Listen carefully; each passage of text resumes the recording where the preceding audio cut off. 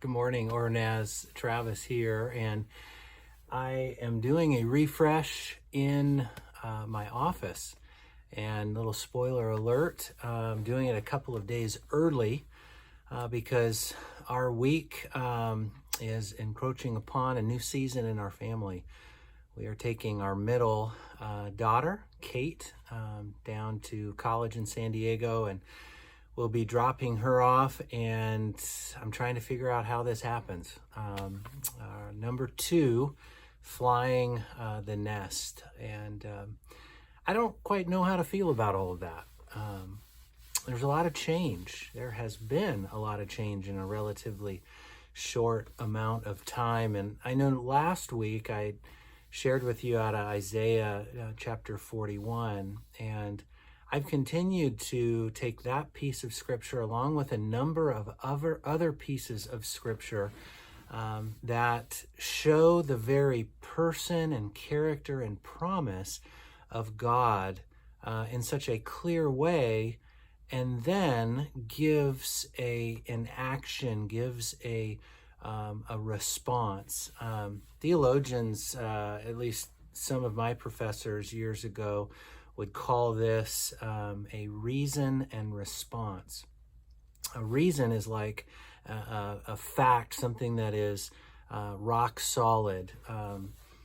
In language, it can be referred to as an indicative tense. And so often in the Bible, we see this statement of who God is, the indicative nature of who God is, and then out of that there then is a response, which is an imperative response. It is an action, a call to, because of what has happened and what is real in God, the indicative, then we can be called into how then shall we respond. So just for a moment, think of it like this with Isaiah chapter 41. It says, "Fear not, for I am with you. Be not dismayed, for I am your God." So it actually starts with a response, fear not. But what's the fact? What's the character, the person and the reality of God? Well, that's the reason, for I am with you. It also is, for I am your God. But our response then, out of what God's already done, we don't have to muster that up inside of ourselves for God to be who he says he is then to fear not and to not be dismayed. There's two other places that I've kind of written this down on a 3x5 card and I've kept it in front of me throughout the week. One is in the 31st chapter of Deuteronomy. It says, "It is the Lord who goes before you. He will be with you. He will not leave you or forsake you. Do not fear or be dismayed." So here's the reason. The Lord goes before you. The reason is that he's with you. And the reason and the very character and work of who God already is. We can't do anything to make it more real or into existence or less real or less factual. It is what it is, that he will not leave you or forsake you. So what is our response? To not fear or be dismayed.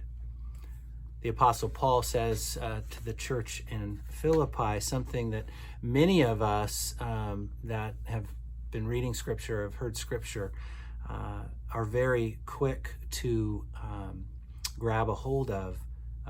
But listen, it's a response. It says, "Do not be anxious about anything."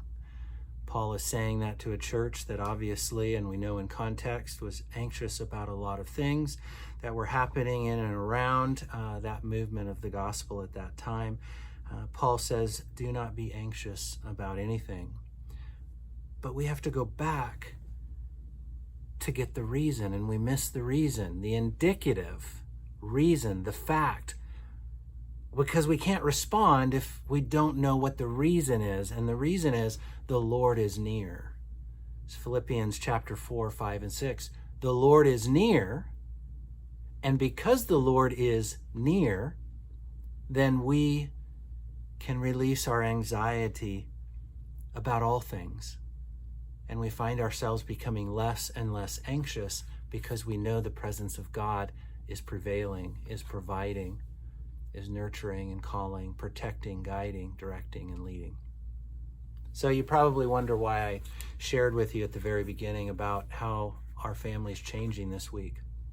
Well, I've been holding on to these things that I just was talking about and been reminding myself of the person and work of Jesus Christ as showing me who God is, that he is present, that he is near, that he guides, that he listens, he sees, he hears.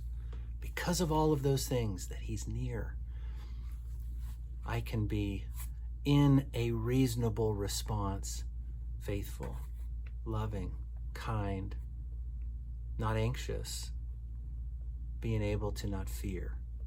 Maybe that's helpful for you today as you go about your day and you know that things are changing, kind of like in my life. I want you to know, friends, that there is one thing that never changes, and that is our God, his purpose and his plan.